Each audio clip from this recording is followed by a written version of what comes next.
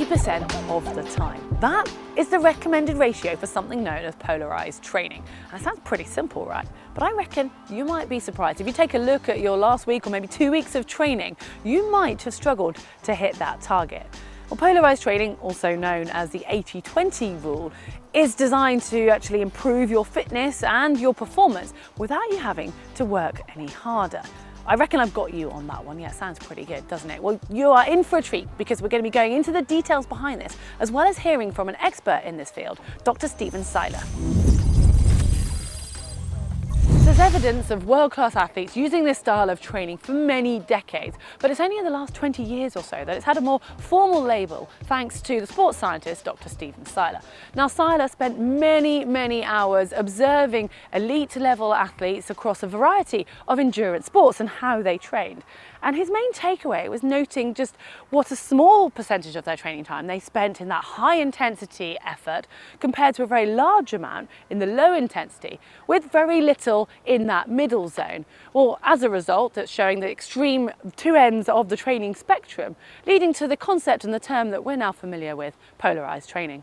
The alternative naming of this concept, the 80-20 rule, gives you a pretty good idea of how the split needs to look, but just how polarized does this training need to be? Can you blur the lines and still get those same training benefits? Well, I think it's time to speak to the man behind this philosophy.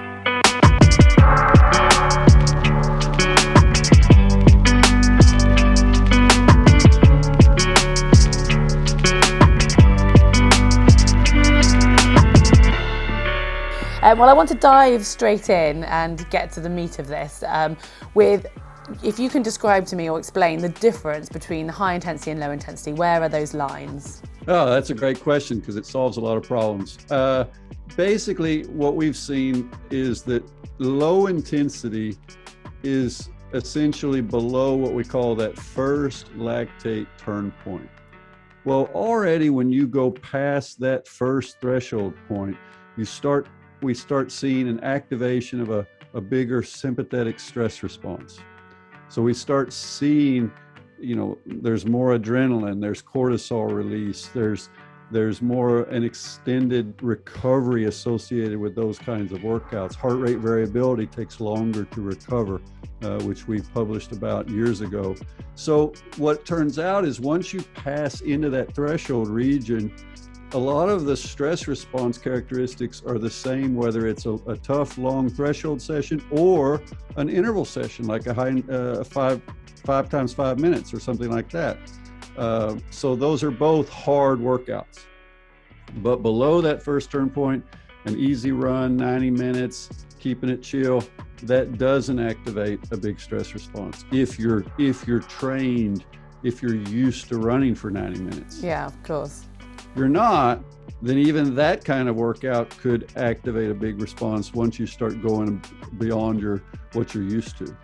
And with that, then, can you just, I know you sort of mentioned that it's where the lactate starts to kick up, but for people who can't go and do laboratory testing or whatever, our average viewer here, how do they define these two different zones other than by feel, like you've explained? Yeah, there's different ways. I kind of use a triangulation approach, a couple of 3 different types of, poor man's variables. One is this idea of talking pace while we're doing the ride or doing the run. That's one indicator. Another indicator should be that you basically can kind of be looking around and seeing the flowers and the trees and not feel like you're having to really zone in order to maintain intensity. Because we all know those, if you're an endurance athlete, you know that when things start getting tough, your focus goes inward, right? You start scanning your body, saying, how are my legs? How's my breathing? But when you're at a low enough intensity where you can just say, oh, nice, oh, look at the squirrel, and you're still running, that's low. That's generally going to be an indicator of low intensity. Okay, that's number 2. And then maybe number 3 would be, for most people, after this kind of workout, you can essentially go straight to the dinner table and you'll have your appetite. Because one of the things that happens with that high intensity, that big sympathetic stress response, blood moves out of your stomach region and your brain says, eating is not what I want to do right now. And it takes a while before there's a reequilibration and appetite comes back for most people, right? When the intensity is pretty high. So that's 3 kind of completely free field-based approaches to saying, am I in that, in that green zone or not? I really like those analogies, which brings me on to my next question of, does this work across all 3 sports of triathlon, and is it favoured towards one of the 3 more than one of the others?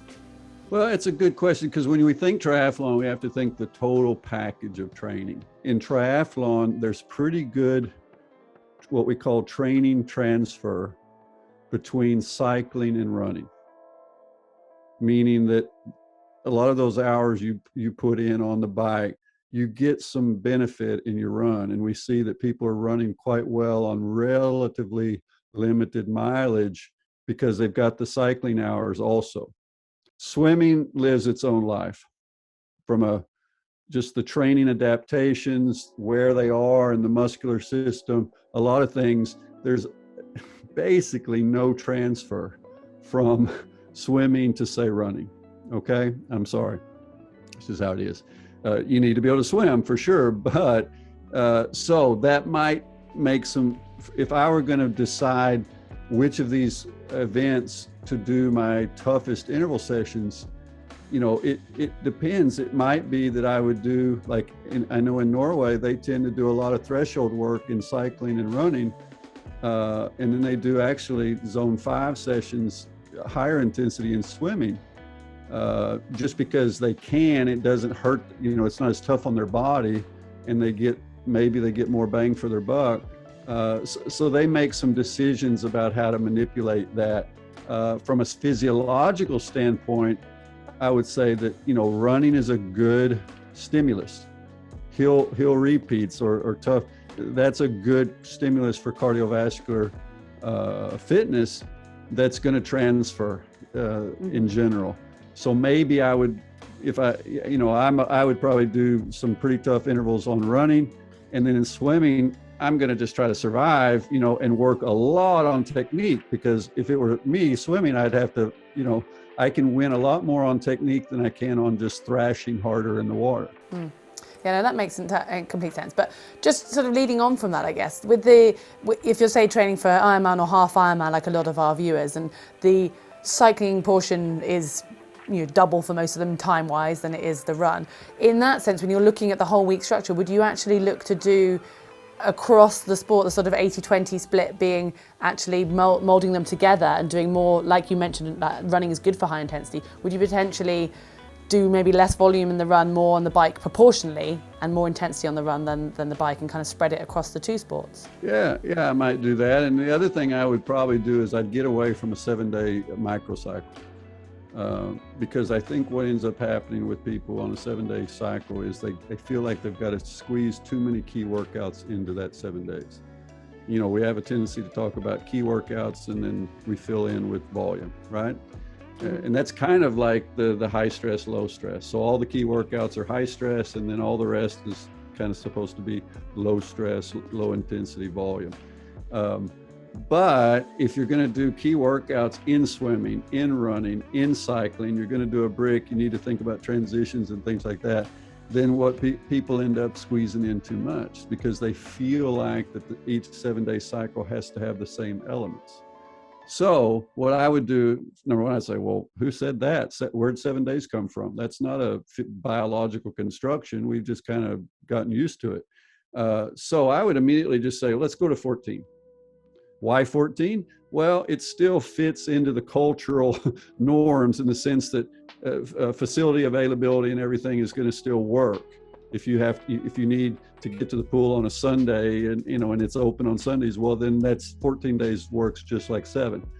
But it gives you more days to work within when you're programming and fitting in key workouts, and it gives you some air in your program. Does that make sense? Yeah, no, that makes complete sense. And I think that leads on nicely because we haven't really clarified exactly what 80-20 looks like in a structure, because I know there is sometimes some confusion as to whether it's within a session. What happens if you've got a really low intensity warm up and warm down? How does that affect the whole thing? So if you can just clarify what a week and the structure of the session should look like when we're looking at this polarized situation. Yeah. Well, first of all, 80-20 is not a straitjacket. You know, I don't want people to think, oh, you know, if I don't get the numbers exactly right, my training just goes down the toilet. No, but it's I would say it's guardrails. You know, this 80-20 is a guardrails to keep you from going way off the rails in terms of one direction or another. And the tendency will be just too much intensity. You know, people will tend to let low intensity sessions drift up, and, you know, they'll be half wheeling in the cycling group rides and so forth. And then they get fatigued. You know, they land in this middle zone too much. And that turns out to be a really good recipe for a really bad response, which is this overtraining kind of, or overreaching first, and then it can go all the way into overtraining. So 80-20 is about sessions. Okay, if you can imagine, if I had a presentation in front of you, I'd have buckets, and you could basically say I'd have a green bucket and a red bucket. Okay, and I'm going to try over time to keep about 8 out of 10, or, you know, sometimes it'll be 7, sometimes it'll be 9 out of 10, but something about 80% of those sessions will go in the green bucket. And then about 2 out of 10 will go in the red bucket. Now, there may be times that it'll be 3 out of 10, but over the long stretch, it'll balance out. And so that's what you're thinking about is what's the intent of this session? And then you're true to that intent. Now, what that means for sure is you don't want to be thinking each session is 80% low and 20% hell. You know, that's a recipe for disaster. Okay, trust me, that's exactly what we don't want to do. Because, and let's think about it, folks. Even an interval session, if I said, all right, today I'm doing 6 times 4 minutes on the bike at 90%, I'm going to be working hard, 2-minute recovery. Well, I'm going to do a 30-minute warm up first, right? Especially with my old body, I'm going to need 30 minutes to warm up. That's going to be easy. It'll look low on the heart rate monitor. And I'm gonna recover, for another 30 minutes. So now out of that 90 minutes, 60 is easy. And then I've got some of that time where I'm recovering. Well, that workout will almost look like 80-20, right? But it's not. It is a red zone, hard, high stress workout. So using time and zone from heart rate on workouts can be very misleading if you don't understand how to use it, because you need to focus on what's the main intent of the workout, what's the main session, because the longer the warm up and cool down, the more every workout looks easy based on average heart rate. Yeah, that makes complete sense, and I'm really glad you clarified that and just made it really obvious, because I think it's something that people really struggle to sometimes just to fall into that trap, like you say, of kind of, oh, well, the overall session was so much easy stuff. So thank you so much for your time today, Stephen. Thank you. Good luck. Well, some fascinating stuff there from Dr. Stephen Seiler. And I know there's always going to be outliers and some athletes and coaches who this training concept won't work for, but I must admit there's some pretty strong evidence for us as endurance athletes to be adopting something much closer to that 80-20 rule than we quite possibly do at the moment. And I mean, what's not to like about doing more of our training easy? I'm signed up. Well, hopefully you have found it really interesting. I certainly have. Give us a like if so, and remember you can click on that globe and make sure you don't miss any more GTN videos.